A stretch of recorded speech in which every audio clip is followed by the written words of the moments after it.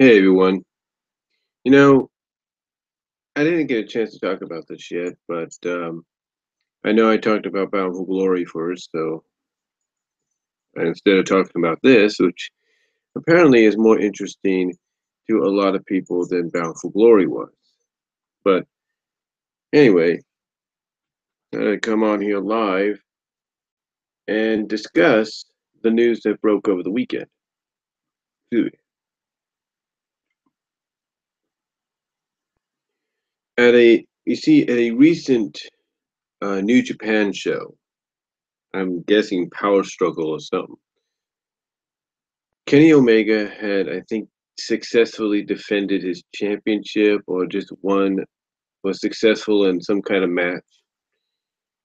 When the lights went out and on the video wall appeared his next challenger for his US championship. And that challenger was Chris Jericho. Now, for the past couple of months, if not the past couple of weeks, they've been kind of having this little Twitter feud this little feud on Twitter and social media between each other. And apparently, this whole situation with Chris Jericho, um, this whole thing with Chris Jericho and New Japan goes all the way back to August. Apparently, something was in the works back in August, and and now they're building towards something at WrestleKingdom, and what that is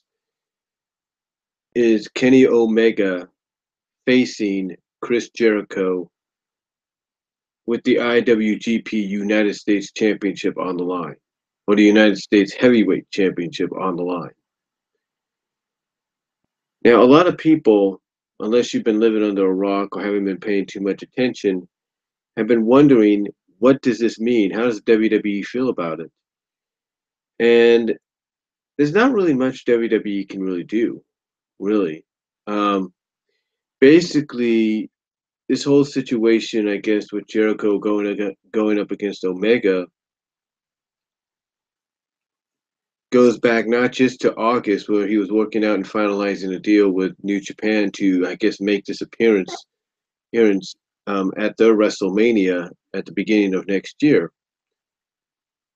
But Chris Jericho has a a cruise that he is doing. I can't think of the name right now, but he's doing a cruise that he's putting his money forward to. He's basically forking. He's basically using his money to.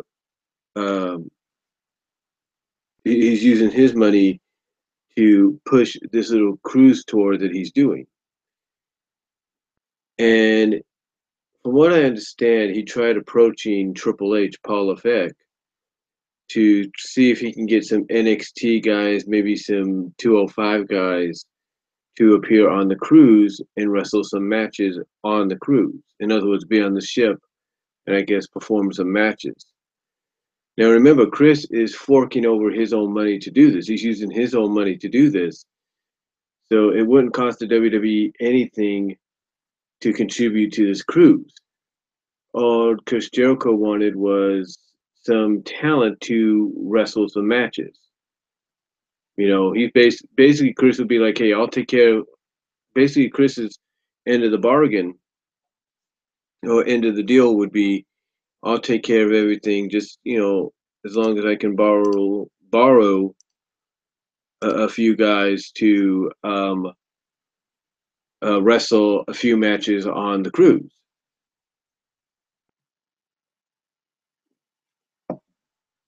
And apparently, Triple H turned him down. And so Chris said, "Okay, fine. I'll just find somebody else. I'll just work with somebody else." And he ended up striking a deal with Ring of Honor to have some of their talent appear and compete in matches on the cruise. So, where does this lead? Where does Kenny Omega come into play? Well, Kenny Omega is somewhat of a Ring of Honor guy now too, because he's going back and forth between New Japan and Ring of Honor. And because he's part of the elite, the Bullet Club, and he's always hanging around with the Young Bucks, Matt and Nick Jackson, he's also, in a sense, and if you watch some of the recent Global War shows, he, in a sense, is also 1/3 of the Ring of Honor six-man tag team champions. So he's basically a New Japan guy primarily, but he's now also a somewhat part-time, maybe full-time down the line, Ring of Honor guy. So anyway, long story short, Chris appeared on the video wall at the end of a match recently, at the end of one of Omega's matches, and basically said that he will see him at WrestleKingdom, and that WrestleKingdom when he faces him for the IWGP United States Heavyweight Championship. Now, again, a lot of people are wondering, does WWE have any say in this? And the answer is no, because Chris's contract expired late, just several. When did it expire? Like a couple months ago, something like that. And I know a lot of people are speculating. Is this some kind of ruse by Jericho and the WWE? I don't think it is, because you might say, well, Jericho made that one-off appearance on SmackDown. Yeah, but that was to help correct a mistake. That mistake was between Owens and Styles when Owens accidentally won the United States Championship from Styles. So they had to figure out a way to get the belt back on Styles and off of Owens.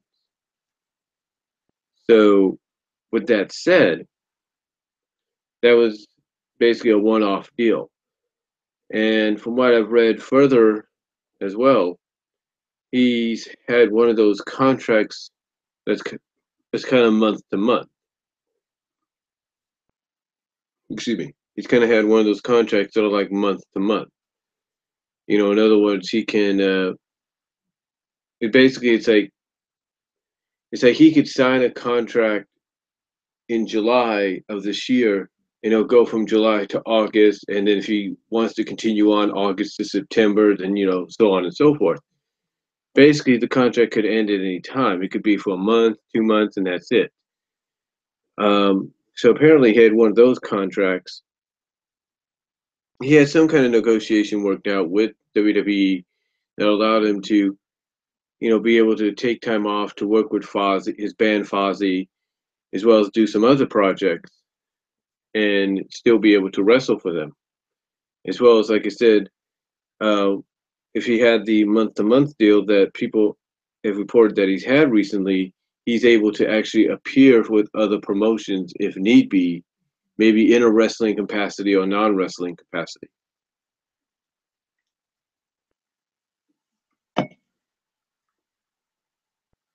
But anyway, a lot of people, like I said, are curious if WWE has anything to say about this. And again, they don't, because Chris is not under contract to them. And even if he was, it's the kind of contract that would probably allow him to do this kind of stuff. You know, that's why, he was always showing up sporadically. Like he would be gone for a week or two and then be written off with an injury or suspension or whatever, and then he'd come back, because it's part of the reason for those angles being written the way they were was to basically allow him to go on tours with his band Fozzy, or make appearances with other media outlets and maybe other wrestling promotions or what have you. And so even if Chris was under his month-to-month deal, I think it's the kind of month-to-month deal that would allow him to do something like this. And here's the thing, if Chris and here's the thing that bugs me about this. WWE, I mean not WWE, but Chris Jericho is willing to front his own money for this is going to be fronting his own money for this cruise that he wants to happen, that he has scheduled to happen late next year. So he's fronting his own money to do this. I don't see what the I don't see what the problem is really with WWE not letting him, use a couple of their competitors, some of their talent. I mean, their talent could use as much experience as they can get, right? So why not just let them have these one-off matches, maybe with some indie stars from other promotions or something like that? You're pretty much doing that right now with NXT. So why not let these NXT guys and 205 guys have that same experience? You know, Jericho's putting up the money to do the cruise. He's pretty much putting up the money to, accommodate not just the regular uh,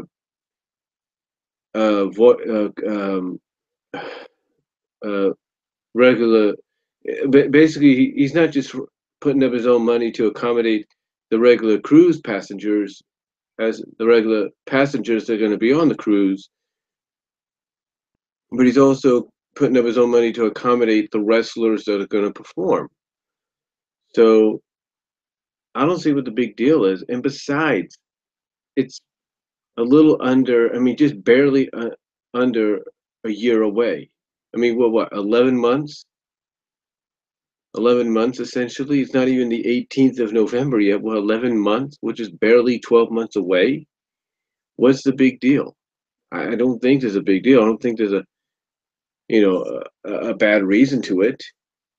I mean, if Triple H can walk out on ICW, walk out in front of a small crowd at the ICW uh, show recently, I don't see what the problem is of letting a few 205 and NXT guys compete on a cruise in support of Chris Jericho.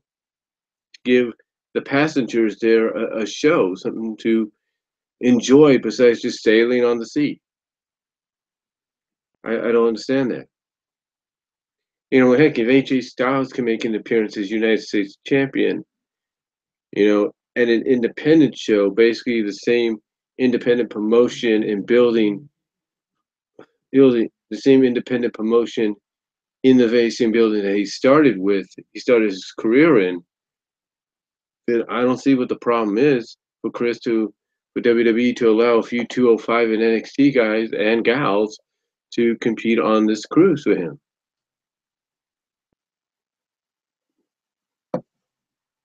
Again, like I said, it gives these men and women of NXT and the men of 205 more exposure and more experience.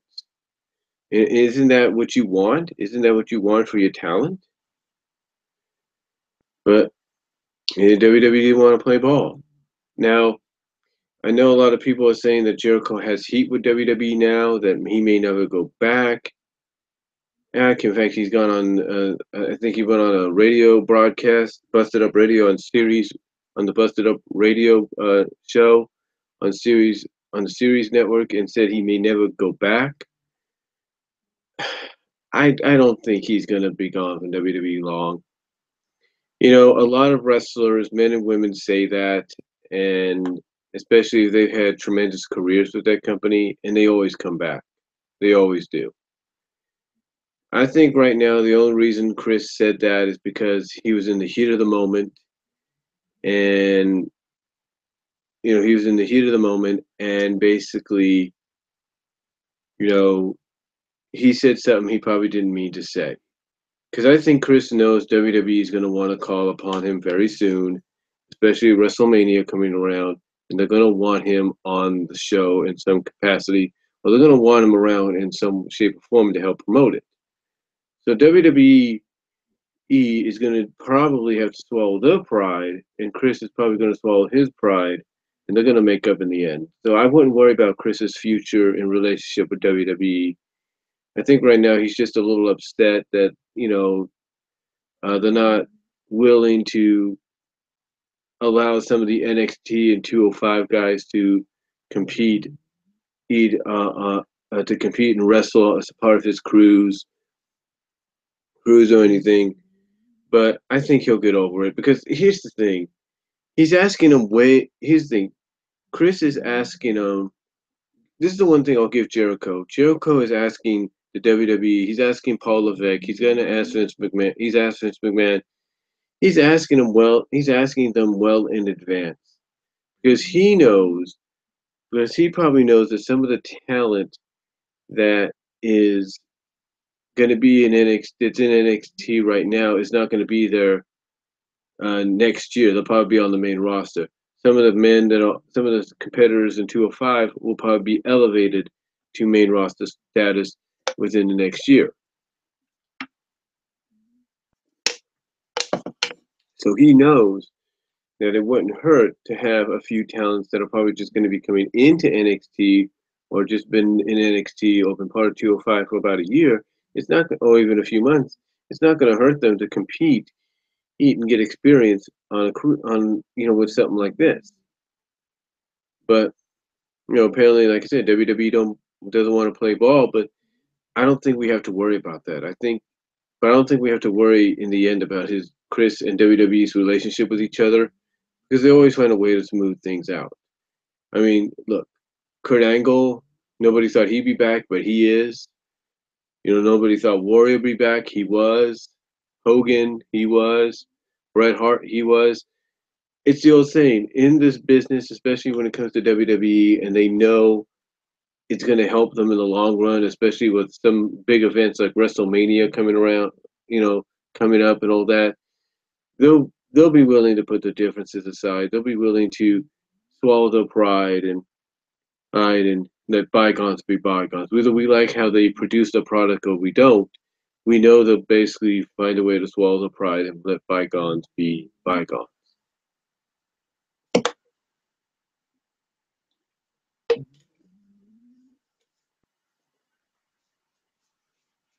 We know that. So I wouldn't worry about Chris's relationship with them because I know he'll probably be back, and I think everybody else watching this knows that as well. But as far as this match is going to go at WrestleKingdom, I'll give props to New Japan. You know, they. I'll give props to New Japan. I'll give props to Omega and Jericho. We had no idea when we for any of us that follow them on Twitter. We didn't have any idea this was going to lead to a match. We were hoping so. We were kind of hoping it would, but we weren't sure because, like we said, Jericho's connection with WWE and stuff. And yet, here we are. It's happening. Now, do I think Chris is going to go over in this match? No, I don't think so. See, Chris's job at Wrestle Kingdom is to put Kenny Omega over.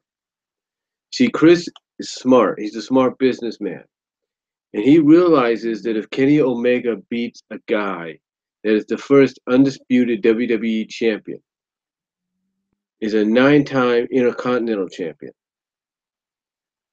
6-time plus the undisputed, that in addition with the undisputed is a 6-time world champion. That if he can beat him on New Japan's biggest stage of the year, their WrestleMania, the one that kicks off the new year for them, then that pretty much will solidify Kenny Omega as one of the very best in the business. And it will make him, no doubt, without a shadow of a doubt, a hot commodity. And Jericho knows that. Jericho knows that if he puts Omega over, it's going to solidify him as a legitimate player in this business that even WWE will have to take notice of and say, hey, we got to get this guy on our roster.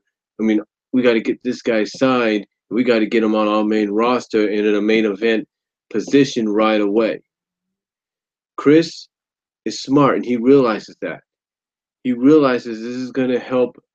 It's not going to just benefit him to at least go be able to compete, maybe for one time only, and probably for the first time ever as part of WrestleKingdom, but he's smart enough to realize that this is going to help Kenny Omega in the long run. Because let's be honest, whether you follow Kenny Omega in the Bullet Club or not, you know that if someone of this guy's stature beats someone of the caliber that has the legacy and is the caliber of a Chris Jericho and the resume of a Chris Jericho, that pretty much solidifies you no matter what sport you're in or sports entertainment venue you're in or whatever. That pretty much solidifies you as a legitimate player. All right? I mean, how many up and coming heavyweight guys in MMA have gone up against people like, let's say, Frank Mir when he would be the world champ? You know, how many when he was known as one of the best world champions they had? How many guys that have probably beaten him?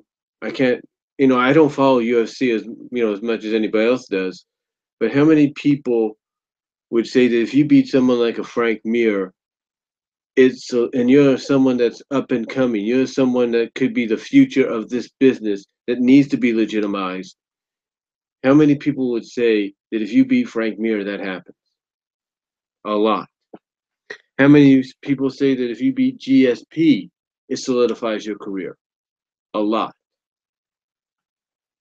The point is, you know, there are certain athletes in all kinds of sports, certain teams in all kinds of sports that if you're a if you're a up and coming athlete or you're a team that's just breaking that glass ceiling finally and you're on the verge of having one of the best seasons of your team's career of your team's history, and you go up against someone that's basically like the be all end all or one of the be all end alls in this business, and you beat them, especially when it counts, that legitimizes you, that solidifies you, and that legitimizes and solidifies you as as the future, or as the very best, the very best at what you're doing, at what you're a part of. It's like, let's say the 49ers right now, which, by the way, Pepsi obviously has to deal with the NFL to put the NFL teams on the cans. Um, let's say the 49ers right now, they're not doing so well. God, they're not, Lord, they're not doing so well. But let's say the 49ers right now, 0-9. Let's say next season they improve rapidly and they go from 0-9 and they could, let's say, legitimately be, I don't know, what would it be, 7-2 or 6-3, and New England could be, who has been dominant, has been the dynasty that they've been, is 9-0 or 10-0.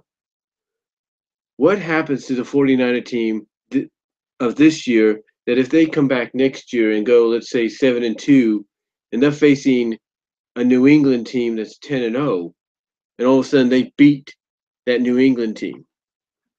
What does that do for this version of the 49er team? It legitimizes them. And it legitimizes them as the very best in the sport, in the NFL for that year, for that next year, if it happens. But this just, like I say, it's a scenario. It legitimizes them. Same with the Oakland Raiders. Everybody knows Oakland's heading for Las Vegas. Do you think they don't want to? You think they want to leave Oakland without giving Oakland, the city of Oakland, something to remember them by? So you put the Raiders in the playoffs, and they're going up against New England, and they beat New England, who's been on a roll. Well, let's say they beat New England in the playoffs, who's been on a roll, has been legitimized. Excuse me, legitimized because of the dynasty they've become. They are basically one of the be-all, end-alls in the NFL. Let's say the Raiders beat them in the playoffs. What does that do for the Raiders? It legitimizes them. It legitimizes this team as one of the very best the NFL has seen this year. Same with the Kansas City Chiefs. A lot of people look at how impressive they are. Yeah, they lost to the Cowboys, but what if they go up against New England once again in the playoffs, just like they did at the beginning of the season, but go up against them in the playoffs when it really counts and beats them? It legitimizes them more so than the opening the opening week 1 win against New England. It legitimizes them. It legitimizes them more so than the first game of the season. You know, okay, here's another one. Take the worst team in the take the one team in the NBA right now that's on a winning streak. The one team you didn't think would probably be playing as good as they are right now, put them against the Warriors. The Warriors, who are two-time champions over the past 2 years, and have won 2 championships over the past 2 out of 3 years. You put them against the Warriors, and this up-and-coming NBA team that the year before wasn't doing so well, and now all of a sudden everything seems to be clicking for them. They come up and they face the Warriors and they beat them. What does that do for them in the regular season? That helps legitimize them as far as the regular season goes as one of the very best teams in the NBA. The point is, sorry, my finger hit the mic there. The point is, Chris knows from a business standpoint, and New Japan knows, but New Japan Pro Wrestling knows, and especially Chris knows that from a business standpoint, he goes to WrestleKingdom 12, he puts over Kenny Omega, and it legitimizes and solidifies Kenny Omega as one of the very best in this business, if not one of the hottest commodities in this business, to where even the WWE will have to stand up and take notice and say, hey, we need to sign this guy to a contract and we need to skyrocket him to the main roster and skyrocket him to the main event, just like they did with AJ Styles.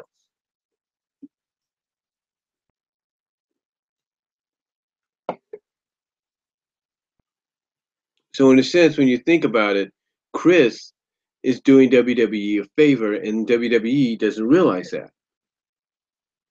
What he's doing is he's helping them to probably get a future main event guy on the roster, and they don't see it.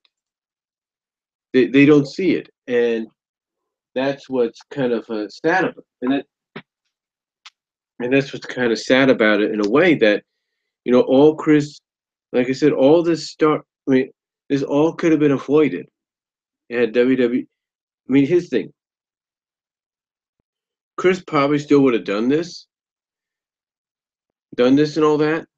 Probably would have still done this match, but it could have helped WWE even before the match happened, because if Chris is competing at a New Japan show, especially one that's their WrestleMania, if the WWE wasn't so selfish in a way, or wasn't so like prideful, and just said, "Hey, we'll let this person compete. We'll let this person, or we'll let these people compete."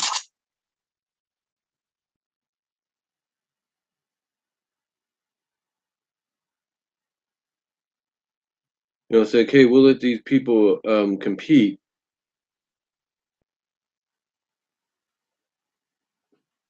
Sorry about that, but we'll let these people compete for you, who in return, in return that we actually can get to probably see what kind of talent we can get from New Japan.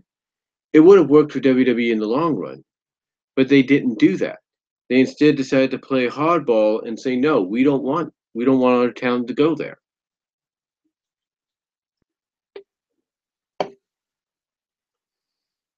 So WWE could be missing out on potentially not just getting a look at possibly the next megastar they can get from Japan and Kenny Omega, but they're missing out on seeing any other kind of stars they can bring in or even bring back. In the case of, let's say, someone like Juice Robinson, CJ Parker, and such, or Michael Elgin, or whatever they can bring in, they're missing out on it. They're missing out on the fact that Chris could have made connections with them, could have made connections with these talents for them to bring. What I'm getting at is, if Paul Levesque, Triple H, hadn't been such a hard case about not letting the men and women of NXT, some men and women of NXT, and some of the talent of 205 compete on this cruise, and it could be talent that's going to be new to these rosters next year, not the same talent that you see now, compete on this cruise in these matches. There's probably a good chance Chris Jericho not only probably would have still done the match with Omega, but he would have been able to help make connections for WWE with the talent that's a part of New Japan that he could have helped bring into the company a lot easier, or bring back to the company a lot easier. Like he could have helped bring back Juice Robinson. He could have probably helped bring in someone like a Michael Elgin. A tag team like War Machine. He could have done all that. He could have done all that for them. He could have helped them out in that area, but they didn't want to listen. And now the only way they're going to potentially get somebody out of this is not if, but when Jericho puts over Omega. And like I said, what this is going to do for Omega is it's going to solidify him as the next big thing in the business. And it's going to solidify him, if you will, it's going to solidify him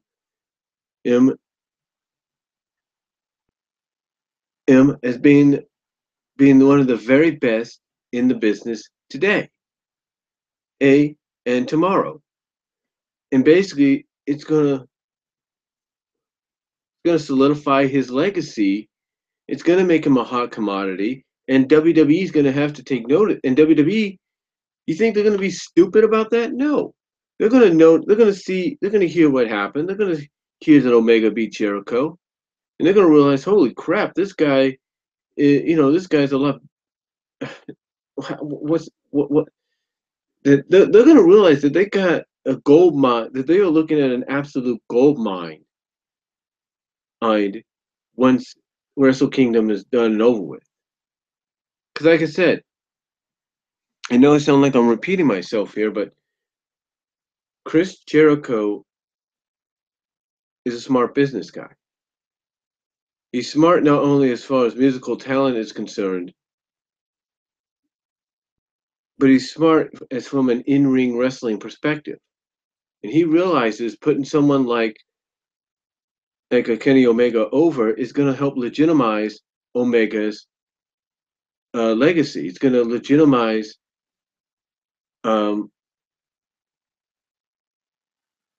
his status in this business, and it's going to make a lot of promotions, WWE most importantly, Ring of Honor, which he's already associated with, Impact Wrestling, if they still are around at the time, and I think they will be, stand up and take notice and be like, oh man, we need to get our hands on this guy. And knowing WWE, they may be the first ones to step up to him and say, hey, we want you on board. We'll give you the same freaking treatment we gave AJ Styles. We'll sign you. We'll bring you in straight to the main roster, and we'll push you right to the damn top.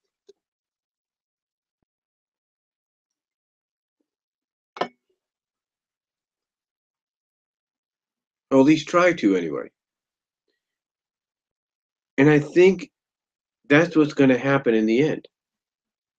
And this is why and this is why I said earlier, I don't think you have to worry about Jericho and WWE's relationship being severed or cut or anything like that. No, they're going to be fine because I think, in a sense, Chris knows what he's doing.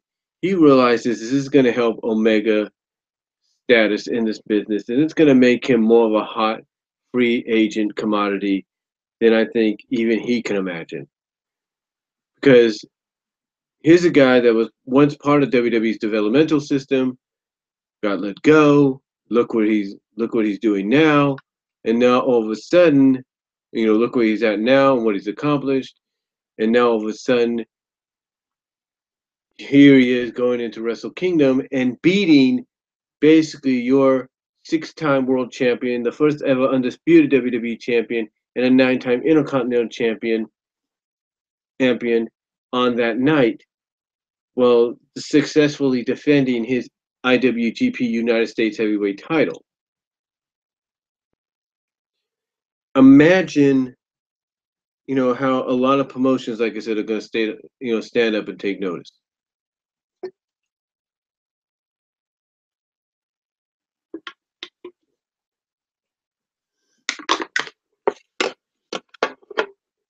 Imagine how many promotions are going to. A lot. A lot of promotions are going to stand up and take notice. And like I said, especially WWE.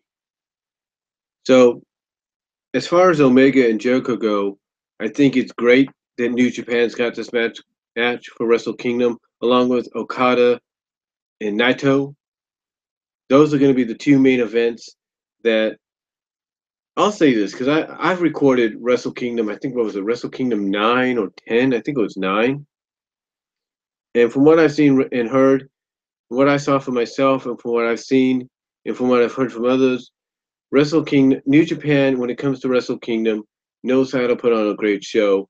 They know how to get, the crowd. Excuse me. They know how to get the crowd into it, and for them to score this match along with Okada and Naito, I think really shows that they need to be taken seriously. Whether you watch them on a constant religious basis, whether you watch them on a constant basis or you don't, they need to be taken seriously because these two matches, I think, along with any other matches they have signed, these two basically are going to be the ones that steal the show. They are. You know, I mean, there's no doubt. I mean, heck, you got Okada and Naito main eventing, closing out the night. So they may steal the show overall and everything and make the whole night worth it for those attending live and in person at the Tokyo Dome, and even those that will travel overseas to attend it live, and those watching on online access TV or pay per view if we get it here. It's it's going to make the show worth it for them in the end. But now you add in Jericho and Omega to be like a co-main event to Naito and Okada, and you basically got yourselves the beginning and the foundation of a wrestling supercard that I think even WWE is going to be hard to top with WrestleMania. Basically, Wrestle Kingdom 12, like I said, you got you basically got the foundation set it to create a massive super card here, a memorable card. And like I said, it could be one that WWE is going to have to do the very best if they care about about the business and care about their future. That they're going to have to really do the very best to try to top with WrestleMania because right now Wrestle Kingdom is shaping up to be the better show of the entire year in 2018, and it's the first real legitimate show of the it's the first real legitimate wrestling mega card of the entire year. So for that to be the case, WWE is going to have to really step up the game because New Japan, like I said, I give it to them. For them to have not just Okada defending the IWGP Championship against Naito, but to have Jericho challenging Omega for the IWGP US Heavyweight title as the co-main event, New Japan is definitely on a roll. And all I can say is WWE, WWE, you are going to sit up and take notice. And once this match is over between Omega and Jericho, you're going to be sitting up and taking notice, and you're going to be like, we need this Omega guy, and we need him now. That's what's going to happen. It's a guaranteed fact. And whether OTR Essential wants to admit it, or Deluxe Man wants to admit it, or anybody else wants to admit it or not, they know that's true. They know that if Kenny Omega beats Chris Jericho, and he will, because that's why Jericho's going to do this, to help put Omega over, it's going to legitimize and solidify Omega's status in this business. It's one of the best this business has seen today, and tomorrow, and it's going to solidify him as It's going to legitimize and solidify him as the hottest commodity in the business today, and that to the point that all promotions, mostly WWE at the very top, are going to want to sign. And WWE would be crazy not to. They'd be crazy not to, because you know why? If they don't sign him, and let's say not even Ring of Honor signs him, but let's say even, here's the thing, if Impact signs him, that would be the star, that would be the kind of star that would help Impact finally get on its feet, believe it or not. But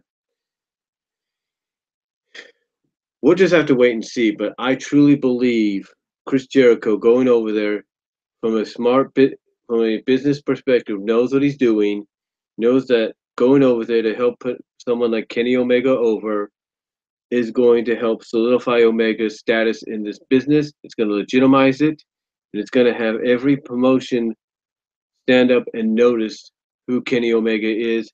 And by doing so, at the same time, it's going to legitimize and solidify him as the hottest free agent, if it comes to that eventually, and the hottest commodity in the business today.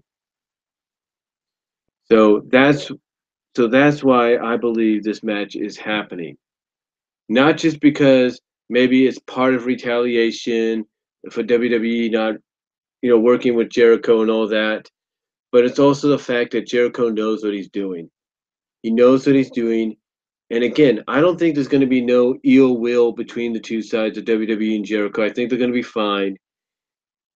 And because I think WWE realizes that the first company that's going to step up to the plate to try to get Omega to sign with them after this match is going to be WWE. He knows that, and that's why and that's why, in a sense, he's doing this to help probably make that happen. And like I said, it's WWE's loss in the end. Like I said, it's WWE's loss in the end when you think about it. You know, and what I mean by loss is, like I said earlier, WWE had a chance to work with Jericho to, you know, allow their talent to be part of the cruise, even talent that's even, because here's the thing, it would be talent that'll probably be newer to NXT and 205 than what you have now. So it may not be the same talent. So allowing that newer talent to be part of the cruise, I don't think would have hurt in the long run. And like I said, if WWE would have played along and worked with Jericho on this, Jericho could have made it a lot easier for them to get contacts with some of the talent in New Japan, like let's say a tag team like War Machine or a guy like Michael Elgin. Maybe even try to talk someone like Juice Robinson, CJ Parker into coming back into the company. The point is The point is WWE lost an opportunity here. However, knowing Jericho, there's not going to be any heart. Knowing how Jericho is, from what people have talked about people have discussed about him, or people have mentioned and discussed about him, or talked about him, or said about him before. About, you kind of get what I'm saying. It's kind of late and everything, but basically, from what people have said about Chris, he's not the kind to hold grudges. And even though WWE is losing an opportunity to probably get some new talent under their wing in the future,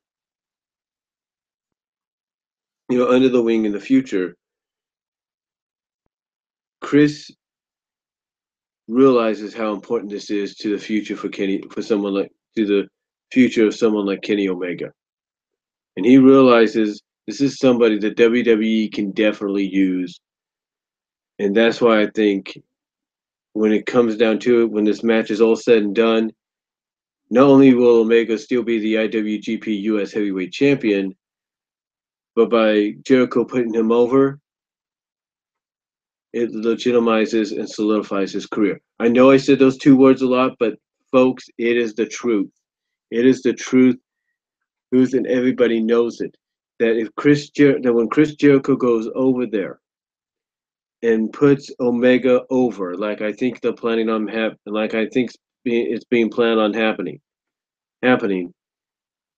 everybody knows that's going to help legitimize and solidify Omega's career. It is. because he'll be not only successfully defending his championship, but he'll also be at the same time defeating one of the very best in the business. Someone that has been 9 times WWE Intercontinental Champion, 6 times WWE World Heavyweight Champion. A guy that's literally done it all. A Hall of Famer. You know, this match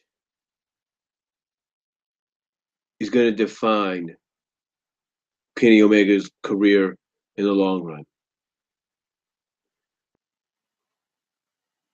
And that's why I think when it's all said and done, and Chris has put him over, you're going to have companies, wrestling promotions and companies going after this guy to bring him into the company. And the one at the top, the one that's going to be first in line is going to be WWE, and they're going to try to probably offer him the same deal they gave AJ Styles. I guarantee it. I guarantee it. But that's really all I have to say on the whole Chris Jericho Kenny Omega deal for WrestleKingdom 12. Again, I give props to New Japan. I give props to Kenny Omega, to Chris Jericho, for making this happen. I give new props to New Japan for getting it to happen. It's one of the co-main events along with Okada and Naito. And all I can say is, if you're looking for 2 matches that would save a pay-per-view or a super mega card like a WrestleKingdom or a WrestleMania or a Bound for Glory, then these are the 2 you would want. So that's all really I'm going to say, folks. So thank you all for watching live. I really appreciate it. Comment down below. Thank you all for watching post live after it's already been uploaded. Let me know what you guys think down below. Comment if you like. What do you think of the idea against Jericho versus Omega?